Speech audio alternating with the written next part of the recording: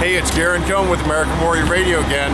We're here on a Coast Guard boat just coming back from a mini deployment out to clear the zone for a rocket launch. And I have with us a gal that's got quite a story to tell. She's been in the Coast Guard for a while. Tell us your full name, Teresa.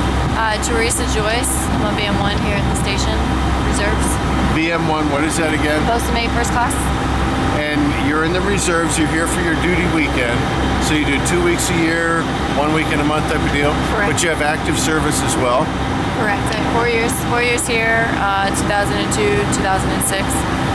And you were just piloting us in here for a little bit, so there really isn't anything that you can't do at this point in your career, right? I don't know about taking apart engines, but yeah. Well, we really appreciate the service that you and sacrifice you've made, and you're planning on finishing up. You're going to make this, at least the reserves, part of your career path, right? Correct. And what do you do on the outside? I'm a community association manager, so basically I take care of a homeowners association. I'm in condos right now, so manage a property, essentially all the needs and personnel, Right. take care of the property. While you're here at Coast Guard Station Port Canaveral, you've got a commute. You're planning on making a change and getting a little closer, your duty station closer to home. Possibly, if I get the opportunity.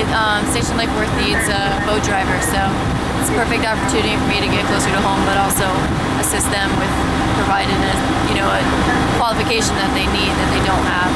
Let's talk about that for just a minute. What advice would you give? Because I happen to know some young lady that's in junior ROTC and wants to go into the Coast Guard.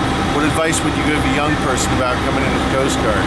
My biggest advice would be do all the research. I did a lot of homework. I knew what I wanted to do.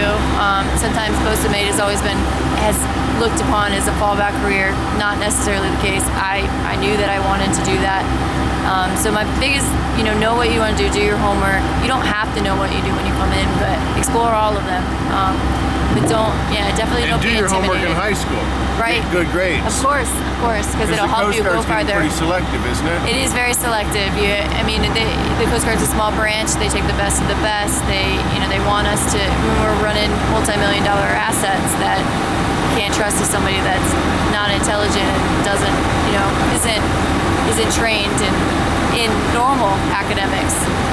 That's just the start. You raised an excellent point there too, because the Coast Guard, you're a little older obviously, but you've got young men and women here, 19, 20, 22 years old, that are carrying guns and driving million-dollar boats. Yes, most of our junior enlisted, which to drive a boat you have to be an E4, and once you get that qualification, but most of our E4s are, like you said, 19, 20 years old. I was 21, I think, when I came in, a little bit older, but still at 21, 22, 23, running multi-million dollars, standing, large asset watches where lives depend on you it's quite a bit for such a young age.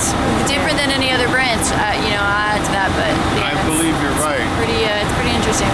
Well, Teresa, thank you for your service and thank you for this brief interview. Thanks for coming. Thanks for the boat ride. It's been a blast. For me too. Successful rocket launch too.